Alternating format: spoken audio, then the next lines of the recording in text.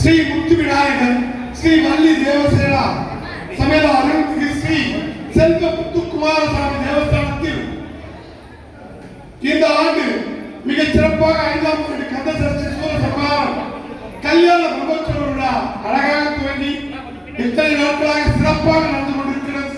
பெரும் பொருட்செலவு மக்களாகிய அத்துணை பேருடைய உபயத்திலும் மிக சிறப்பாக இவ்விழா இந்த பொறுப்பாளர்கள் நடத்தி கொண்டிருக்கிறார்கள். வருடந்தோறும் எங்களையும் அழைத்து சூரசம்ஹார நிகழ்ச்சியில் முருகப்பெருமானின் பெருமைகளையும் உங்கள் அத்துணை பேருக்கும் தெரியும்படி அற்புதமாக செய்ய சொல்லியிருக்கிறார்கள். புதுச்சேரி கோகுலம் கலைக்குழுவின் சார்பாக நாங்கள் ஒவ்வொரு வருடமும் இங்கு வந்து இறைவழியாகவும் முருகனுக்கு பணியாற்றுவதாகவும் எண்ணியே இந்நிகழ்வுகளை சிறப்பாக செய்து கொண்டிருக்கின்றோம். ஒவ்வொருவரும் ஒரு பணியில் இருக்கின்றவர்கள். இருப்பினும் முருகனுடைய பெருமைகளை மக்களுக்கு எடுத்துரைக்க வேண்டும்.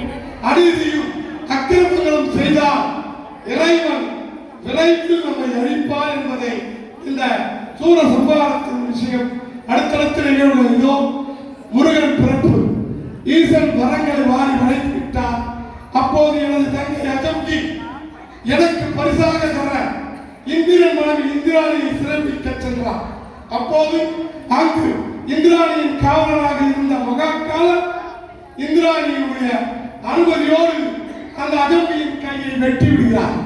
அஜம்கி துன்பத்தோடு ஓடி வந்து சூரபத்மனிடம், அண்ணா என் கையை வெட்டி விட்டார்கள் தேவர்கள் என்று கதைக்கிறார். உடனே சூரபத்மனாகிய நான் என் தம்பிகளையும் அனுப்பி இருக்கும் மிச்சமுள்ள தேவர்களை எல்லாம் கொன்று குவிக்க சொன்னேன். இந்த உள்ளவர்களை எல்லாம் சிறைபிடிக்க செய்தேன். இன்றைக்கு பல ஆண்டுகளாக சிறையில் தேவர்கள் கொடுமைப்படுத்திக் கொண்டிருக்கின்றோம். இதையெல்லாம் கேள்விப்பட்டு இந்திராணியும் மிஞ்சிருந்த பெண்களும் தேவ பெண்களும் ஈசனிடம் போய் முறையில பார்வதி தேவி வேண்டிக் கொள்ள ஈசன் அவர் நெற்றிக்கண்ணிலிருந்து ஒரு அக்னி பொறிகளை அனுப்பி ஒரு முருகனாய் படைத்தார். அந்த முருகன் பெருமாள் 6 முருகனாக அவதரித்து